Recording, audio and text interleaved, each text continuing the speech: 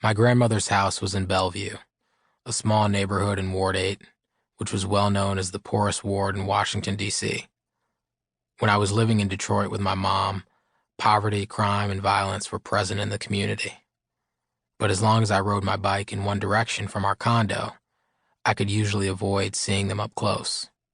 Plus, poverty was not nearly as concentrated in my former Detroit community as it was in the part of D.C. my grandma lived in. Now my home was in the center of a neighborhood where looking at the wrong person the wrong way could get you killed. My biggest fear when moving to D.C. was that I would have to go to the local high school, Ballou. Every once in a while there was a report on the news about a shooting at Ballou. There were metal detectors at the entrances, little resources, and few opportunities there for real learning. It was a dead end, and I knew that coming from a liberal private school environment like Roper to a rough inner-city school like Ballou, I would be a target. I was pretty good at code switching by then, and as I walked the streets of my new neighborhood, I got better and better at fitting in among the other guys my age, but I knew I'd never be able to fit in at Ballou. I knew how to carry myself in a way that made it easier for me to blend in, but I wasn't hard. If I went to Ballou, I'd be asking to get jumped, ridiculed, or worse. So my focus when moving to D.C. was on getting into a good school.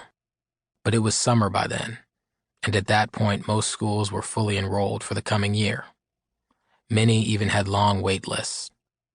Luckily, Randall Dunn, the headmaster from Roper, was a huge help and put me in touch with the administrations at some of the best schools in the area. I was accepted at all of them, but several had no choice but to place me on the wait list. At one school, an administrator even implied, during my interview, that they had to put another kid ahead of me on the wait list because of who his parents were. To get to those interviews, I had to take public transportation. For the first year and a half that I was living in D.C., my dad rarely had a car.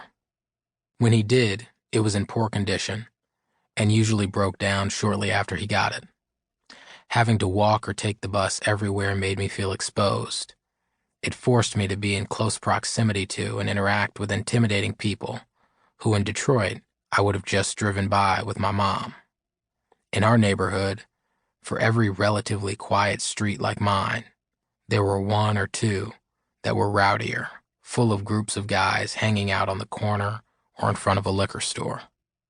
When I walked through and around these groups, I tried to fix my stance, my posture, and my face so that I would look like I belonged, or at least not stand out quite so much.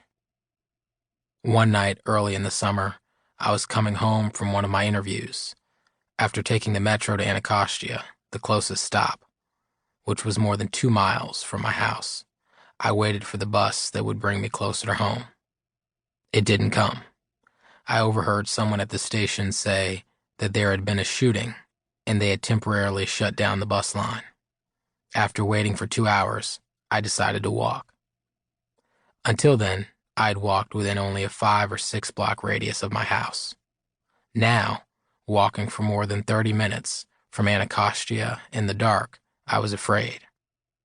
I was wearing a suit and tie for the interview and carrying a backpack, and I was well aware of how much I stood out.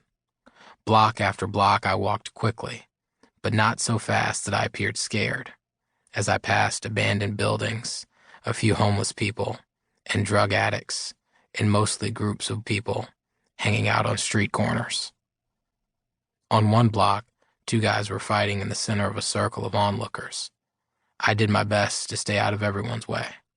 Sometimes I crisscrossed the same street several times to avoid groups of people.